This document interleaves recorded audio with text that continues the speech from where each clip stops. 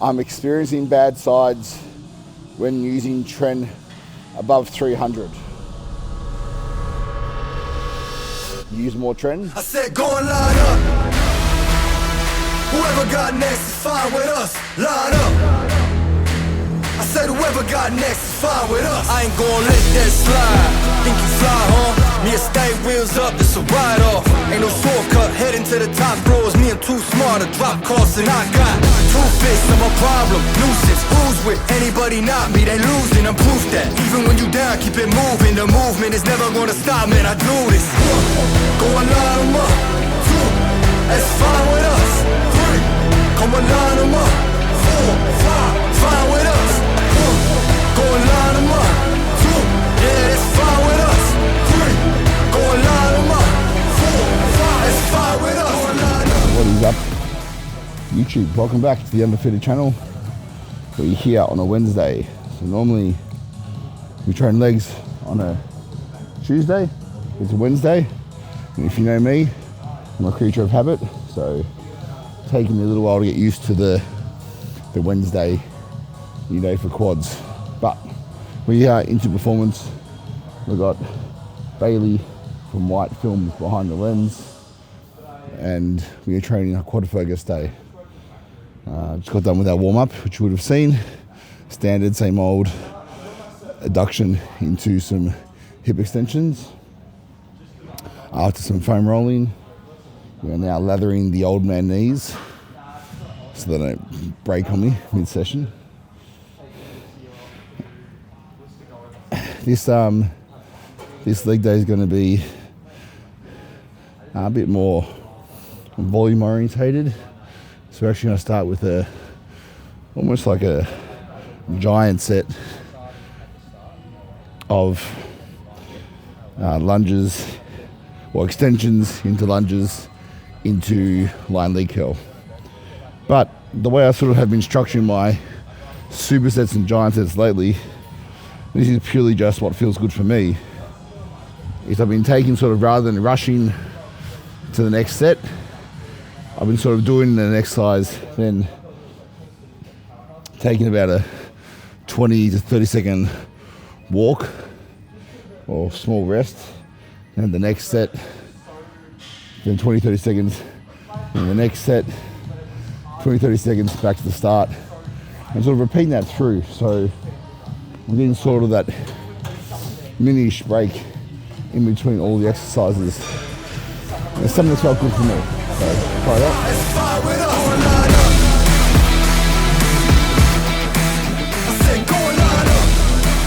Something where I haven't fully quite recovered from the daily belly yet. Still struggling to really fill out. And I feel like I still feel flat.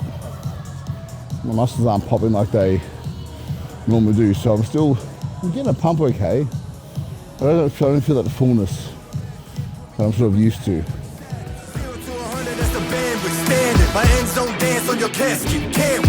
Two fists, I'm a problem. Nuisance, who's with anybody not me? They losing, I'm proof that. Even when you down, keep it moving. The movement is never gonna stop, man. I do this. Go and line them up. Two, that's fine with us. Three, come and line them up. Four, five, fine with us. Go and line them up.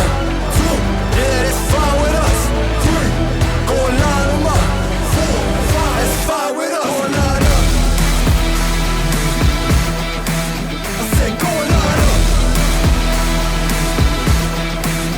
Yeah, it's fine with us. I said go and line up. Whoever got next is fine with us. Line up.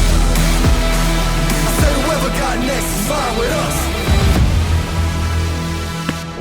First question is, experience with HCG and test. Good, bad, and does it make a difference to your nuts? So HCG, obviously human gonadotropin. Look, over the years, I've seen a lot of pros and pro coaches advised to take a small dose of HCG while on cycle. HCG being obviously something that as a monotherapy can assist in raising test levels by mimicking our LH or luteinizing hormone. But when taken in a stacked design, once your endogenous production of testosterone is shut down. So the only benefit of having HCG in a cycle would be for its impact on spermatogenesis, which is basically the ability to keep the testes making sperm. Also, reduce atrophy of the testicles. So, if visually you don't like having small nuts, you want them to stay larger, or you want to remain, keep your sperm count higher, then you might want to keep HCG in with your cycle, including testosterone. Now, most guys who are taking super physiological, and girls, but most guys, especially for spermatogenesis part of the equation, who are taking super physiological amounts of testosterone or anabolic androgens on cycle, don't really care too much for the sperm count side of things. There's also an argument that if you HCG, if used long term, can shut down or can prevent you from producing sperm without the use of it in the future. There's some little research about that as well. However, HCG will work when you need it to work. So if you want to put it in to keep the sperm count high, you can. Most guys on cycle don't really care for that too much and don't want the attached estrogen sides that can come from use of HCG, because it can obviously, it will impact and raise estrogen levels as well. So good or bad, depends on what you want out of your cycle. If you want to try and remain fertile on cycle, keep your sperm count high, and keep bigger nuts during your cycle.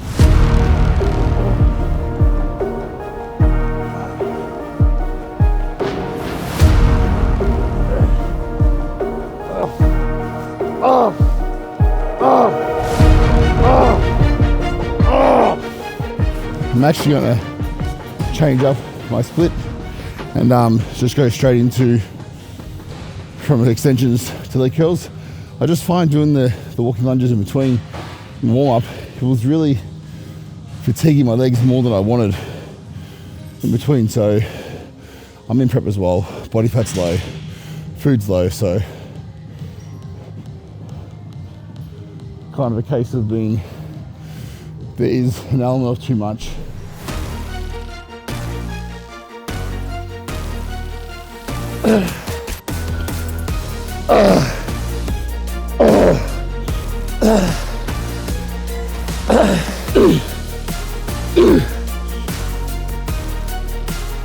What's your HGH dose, and do I use Pharma or Chinese? Well, in Australia, it's hard to trust what you're using is Pharma or Chinese. So at the moment I use GH that I can trust, number one. Then I've got blood work on that shows it is what it says it is. And I use 8 units a day. Split between fasting in the morning and then before bed in the PM. The reason why I like to use GH fasted for the lipolytic benefits as well as anti-catabolic benefits during any cardio or fat burning I do in the morning. And I use it at night time because I like to take it, and then GH will generally work over 5 hours. So I find that when I'm sleeping, I'm not eating, so I'm not constantly driving up my blood sugar levels with food and then with GH at the same time, because there is some evidence that says or points to chronic blood sugar elevation from both exogenous GH and high calorie diets or high carbohydrate diets over a length of time can lead to potential diabetic issues later on. In saying that, exogenous GH and exogenous insulin won't impact each other.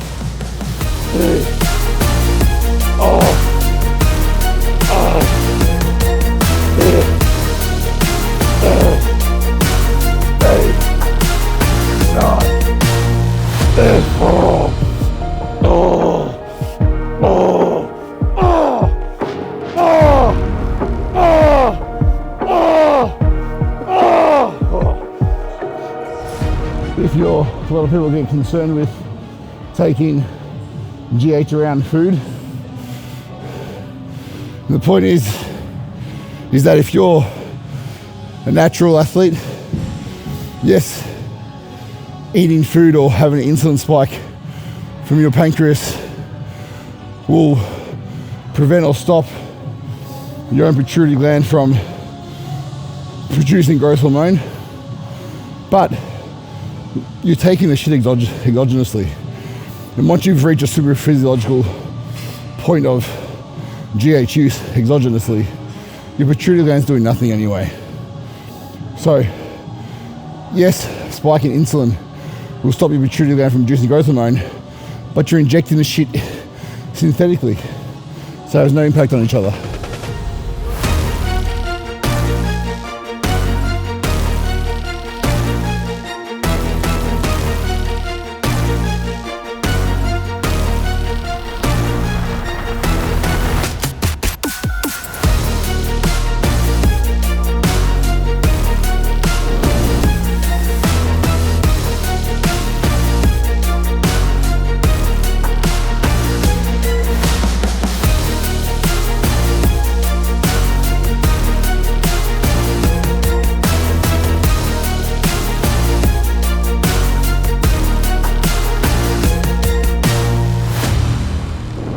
So moving on to the hack squat now.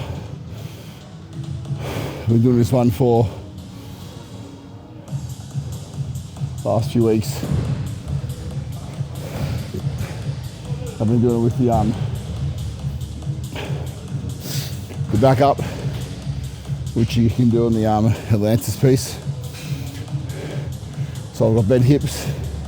It just seems to take away pressure from the knee. Now, traditionally I've been against knee wraps and knee sleeves. However, I've been told or suggested recently to stop being so precious and wrap my knees, because my knees are sore. I do have some tendonitis issues. And the context is that all the pros to prolong their lifting careers wrap their knees. So if you need to, then sort of why wouldn't you? So I'm going to try it today.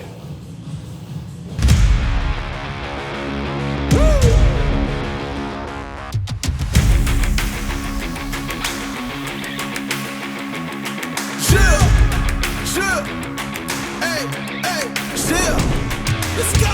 I was born to kill it. I was meant to win. I am down and willing, so I will find a way. It took a minute, now it didn't happen right away. When it get hot in the kitchen, you decide to stay. That's how it winners made. Stick a fork in the hater on my dinner plate. I walk into the fire like it's just a bit of flames. I switch my style up, watch the money pile up. I'ma get rich or die trying, want me switch lanes. I'm always getting better, I'ma be your fifth place. On this one, then fourth on the next. Third, second, first, third, fourth, with the best. She showing love, give me all the raw energy. Don't stop, go ahead, get it in. Jump, knock, let me in. Huff and puff and blow the house down. Raw energy. Don't stop, go ahead, get it in. Jump, knock, let me in. Huff and puff and blow the house down. I do it for the love, they perform for the checks, and I still get more. They be bored by the rest. I done put the work in, wasn't born in success. See the storm, it affects the performance. But I dance in the rain and the thunder, the drums. So I keep going hard, I won't stop till I'm done. From the bottom to the top, I'm the one. I can drop in a month, I'll be back at the top. Raw energy. Don't stop, go ahead, get it in. Jump, knock, let me in. Off and puff and blow the house down. Raw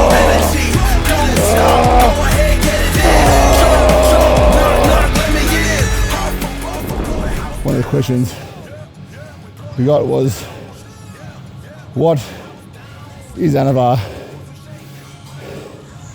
and why do people use it? So Anavar is quite a popular oral steroid. It's a DHT, dehydrotestosterone. So DHT oral steroid, and it's quite popular for a number of reasons. One, it's an oral, easy to take. Two, has been used in human clinical trials. And two, it has, well, it doesn't aromatize, so it's probably a lower risk and lower renal toxicity rating, which means it's not as harsh on the liver as some other oral steroids. People often think that Anavar is used during like a cutting phase because it prevents muscle breakdown or prevents you from losing muscle. So it helps you retain muscle during the dieting phase. But the truth is, all androgenic anabolic steroids, to a degree, will protect muscle during the dieting phase due to switching the rate of protein turnover to protein synthesis and increasing nitrogen retention. So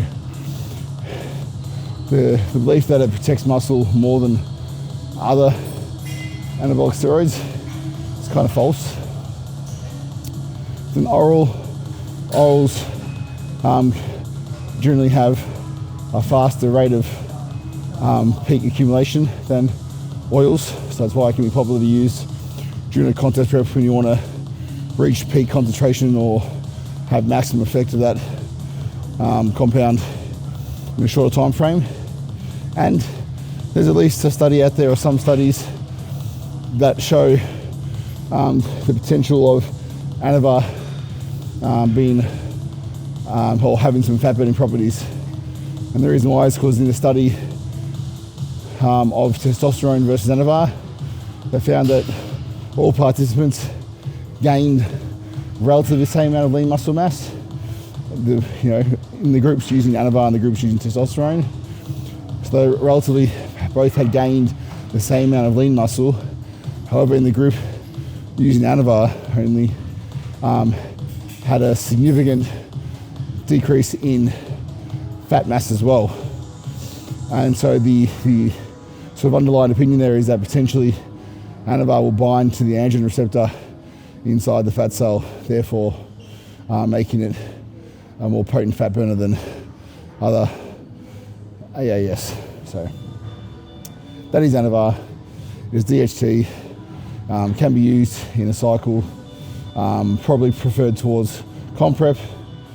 Has been used in clinical trials in humans to a relatively high amount, and one of the less toxic steroids out there.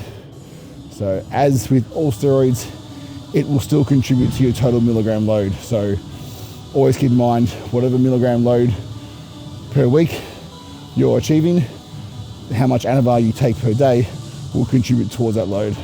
So always keep that in mind with your stack design. Knock, knock, let me in. Half a buff, blow the house down. Yeah, we blow the house down. Yeah, we blow the house down. Big moves will shake the ground. All the greats who came before us, we about to make them proud. We've got to make this count. Take the ball and raise it now. Noise is crazy loud. It's all over, let me hear you shout. Don't give up, we can turn it round. We got the fire, we burn it down. Then we'll pop champagne at the back of the club. Then we'll back with a set, tears back with a blood. How to get it out of mud, kinda like credit. Get to the chopper, pockets getting fatter, so she call me Big Papa. Always the key on those reps, even though you have someone spotting you, is to not cheat. And if anything, because you have the spot, on the last few reps, be extra detailed, be extra mindful of your tempo, and get everything out of those 1 or 2 forced reps. Having a spot and then still bouncing your way out of those forced reps, there's no point in having the spot there. Just cheat and bounce.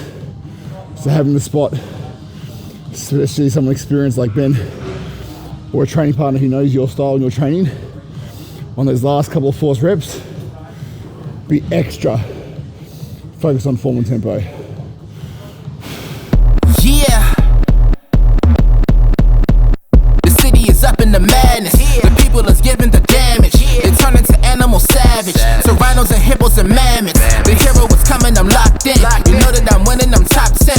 You know that I came from the dog pen. You want it, you get it, you drop dead. The rebel who came from the bottom. Do peptides, namely BPC 157, actually work?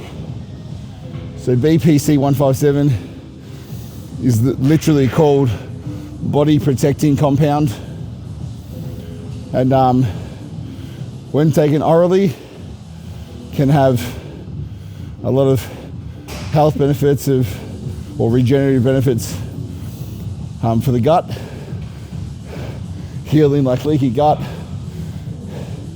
shit like that, stomach lining. When taken intramuscularly, obviously has been shown to have a big impact on helping repair ligaments, tendons, etc. So a lot of footballers and athletes use it. There's very little studies around the actual, or that I've seen, that show the actual workings of BBC 157 and the MOA.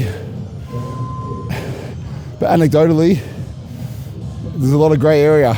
Some people say they use BPC 157 and achieved amazing results, never felt better, healed really quickly. I have clients who have had that, and there's some people who use BPC 157 and say made no difference at all. That may come down to the quality of the peptide. So number one is try and make sure you trust the source you're getting it from. And number two, I haven't seen any negatives from use of BPC 157. However, it hasn't been around long enough to show any real long-term significant negative impacts. So if you're suffering from injury and you can't repair it, try it, see if it helps. Main thing I would say to focus on is to make sure the source you're getting the BPC 157 from is trusted and reliable, and try and make sure it's really good quality. Battle the kid is white flags, not on my level where I stand. Got it, I'm shooting a hot hand. Out of the gym, I was locked out. I failed, the kid was a dropout. I changed the game and it's up now. The city, they need me, it's clear now. The people is giving the damage. The people is giving the Sandman, I can tap dance through the energy blast. Run flat, never pop your orbit. I keep energy and storage. I see spinning the globe, my fingertip itch. If I could pluck the earthquake hit. Look at the wrist, look at your body, I shake it and shift. Right, the split squat's done. Feeling pretty sick. This daily belly's just hanging around. Anyway, we'll finish off with some leg press, then calves, and we're out. Sit back, better breathe deep. Look around and they looking at me. 10 toes still never defeat. Push button never needed a key. I see they ain't ready for me. Hot boy still 100 degrees. I cross eyes and I dotted the T's. E&D till I leave in peace. The people is giving the damage. The people is giving the people is giving the damage. Are you ready? Are you ready for the comeback? Yeah. Are you ready for the comeback? You know we the ones that ready for whatever. We gon' have to show them something, man. Let me see them hands up all the way front back. You don't understand that I'm doing what you can with no cap. This is the return of the one. You ain't see him coming, you just heard drums. They've been ready for the battle. Any person that comes got the weight of the world on them. Yeah, they too strong. I might have been down, not out. It's on sight, you gon' figure that out. And I might have been down, not out. Only one thing I gotta know now is, are you ready for the comeback? Yeah. Are you ready for the Are you ready for the comeback? Do we have to cycle clenbuterol 2 weeks on, 2 weeks off for it to remain effective? No.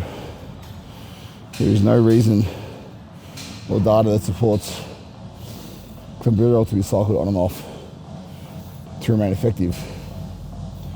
Clenbuterol does not downregulate,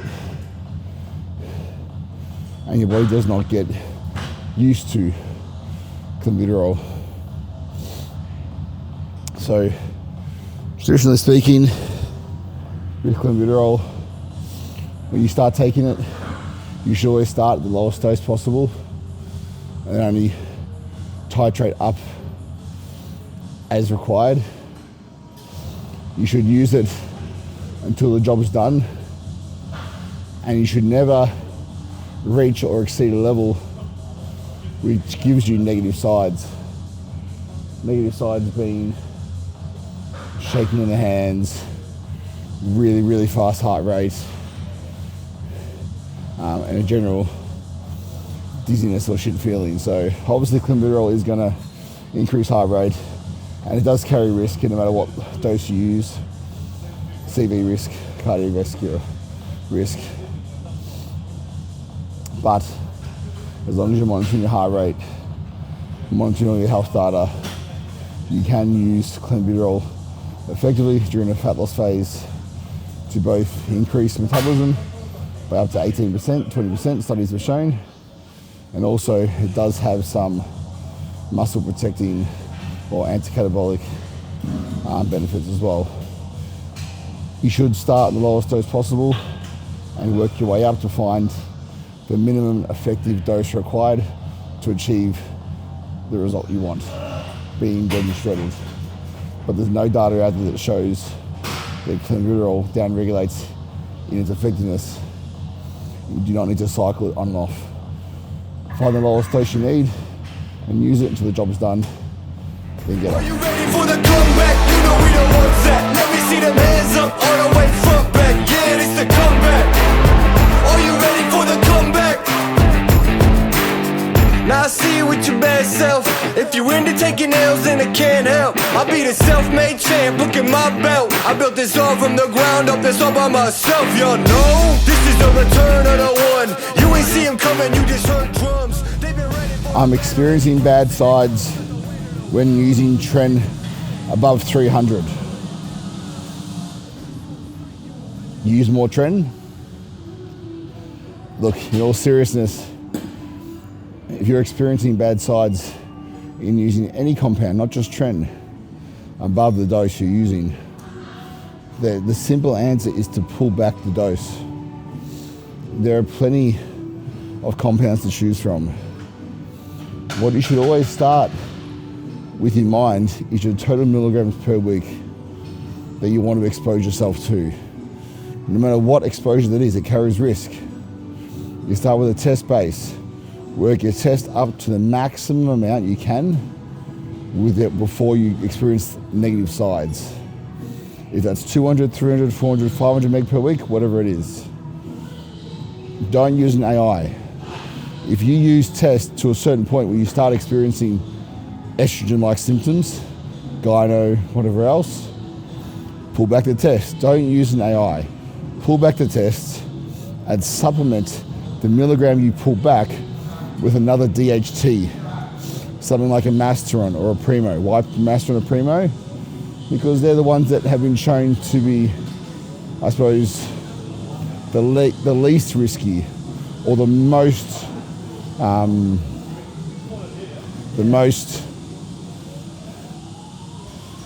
tolerated in clinical trials up to a decent dose. You know, Primo has been used in clinical trials up to 800 megs per week.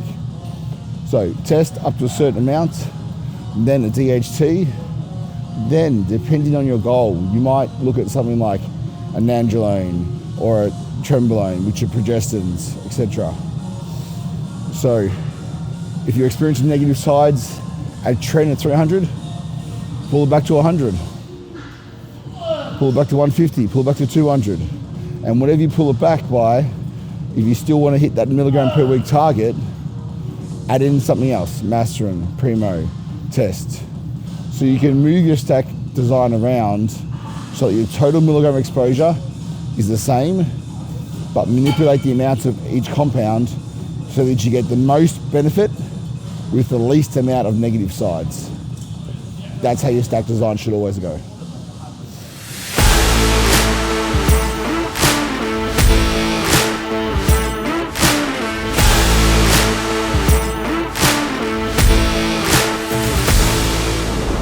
So now,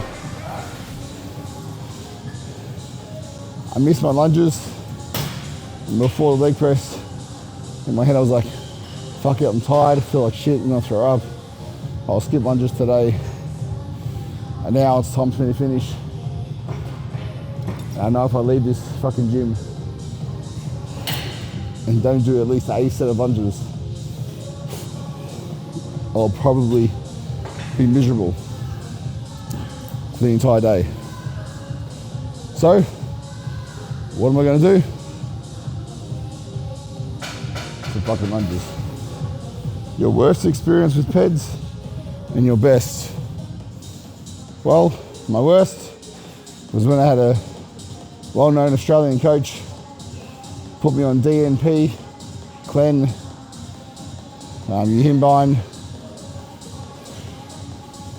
thyroid hormones, all at the same time. And I think that I ended up losing almost 20 kilos in 2 weeks. So that was a really bad experience. That was when I thought I was doing the right thing by listening to my coach and not listening to my body. And I don't regret trying it, but I regret putting my family through that. Especially my wife, who had to see me literally fucking in pools of sweat on their couch, passing out in taller cubicles. Wasn't good. Not proud of that. Best experiences would probably be when I went to Dean and started to be educated through the likes of Dean McKillop, who's had the most impact on me as a coach and as an athlete. And guys like Joe Jeffrey from Physique Collective and Victor Black from the Black Safe Use Models. These guys really open up the world of performance enhancing whilst with harm minimization at the forefront at all times. Yes, I want to enhance. Yes, I want to push the boundaries. I'm a 140 kilo off-season open pro bodybuilder, but I have a family. So I want to do it in a way where I can minimize the risk and harm as much as possible. It's always risky, but we can take steps to reduce the risk. And that comes down to being educated. That comes down to not just using or going along the notion of more is better, more is more. And it also comes down to the notion of asking questions. And what that means is if someone says, oh, this is the best thing to use, or this works this way, why? Who says? Is there a study? Has it been proven? Yes, there's some things which are a bit bro-sciencey, but in most cases, there's some data study somewhere in the world that backs it up. And if there isn't a data study or if there isn't a clinical trial, if the compound hasn't been used in human studies, there are so many compounds you can use that have been. So why risk it? To choose the ones that we know work in human trials.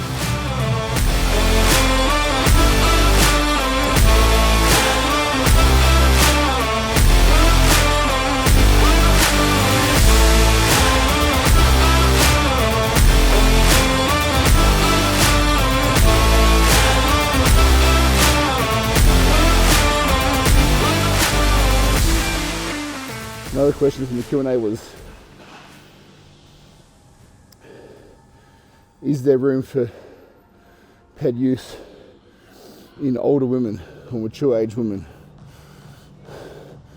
And the answer is mature age or older women is no different to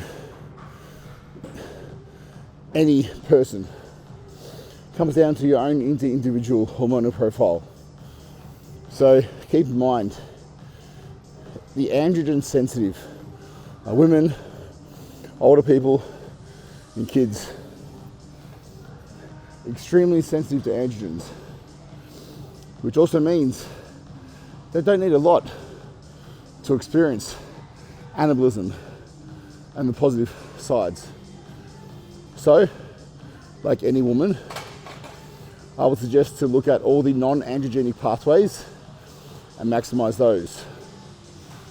Clenbuterol, injectable L-carnitine, metformin, telmisartan as an ARB, growth hormone, insulin, fast and slow. These are all non-androgenic performance enhancements that will give you a lot of bang for buck with limited side effects. Then get some blood work done. What's your thyroid like?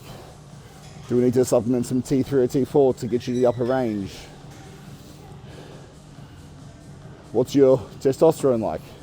Your own androgen profile. If you're low in test, for sure, we might be able to use some HRT, some hormonal replacement therapy, to put that range within the upper limits of the endogenous range. Again, all these things are individual, comes down to your own hormonal profile.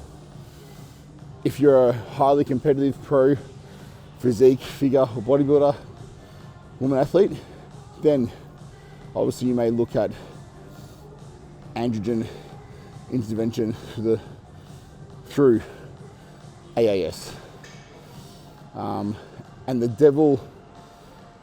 biggest devil when it comes to androgen exposure for women is not so much the amount of exposure, so the amount of milligrams per week or per day, it's the length of exposure. It's the time you're exposed to that androgen load. So, very generally speaking, 4 to 6 weeks. Get in, get the benefit, get out.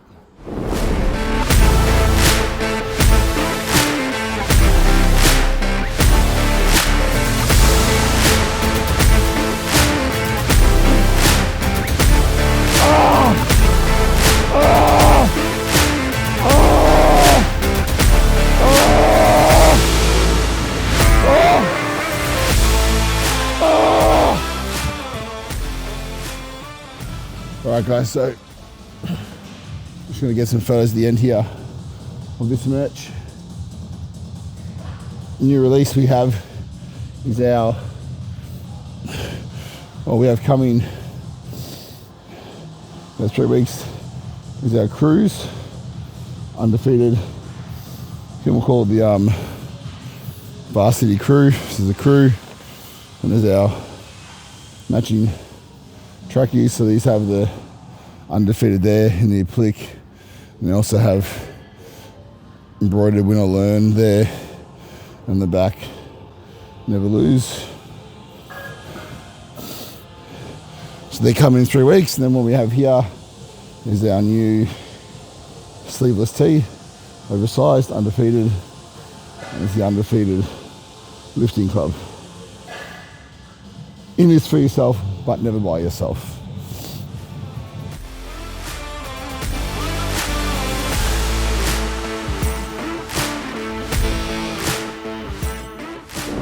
Alright fam, so he's a average but completed leg day in the books.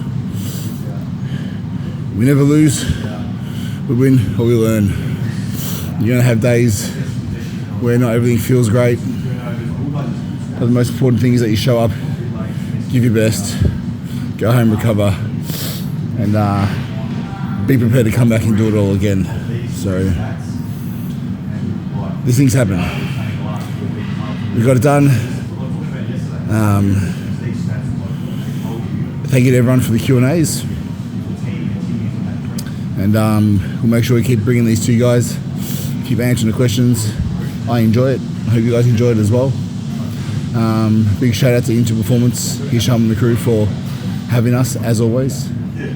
Make sure you get down here and check out the largest performance training center in the Southern Hemisphere. 4,000 square meters of elite performance equipment. Shout out to Bayley, White Films Behind the Lens. Check them out on IG for all your content needs. And thank you for supporting the channel. Keep liking, subscribing, commenting, and we'll keep bringing you more of what we do. Potentially 6 weeks out, 6-7 weeks out, depending on this stomach, but we'll keep you guys updated. Much love, crew. Stay undefeated, and we'll see you guys soon.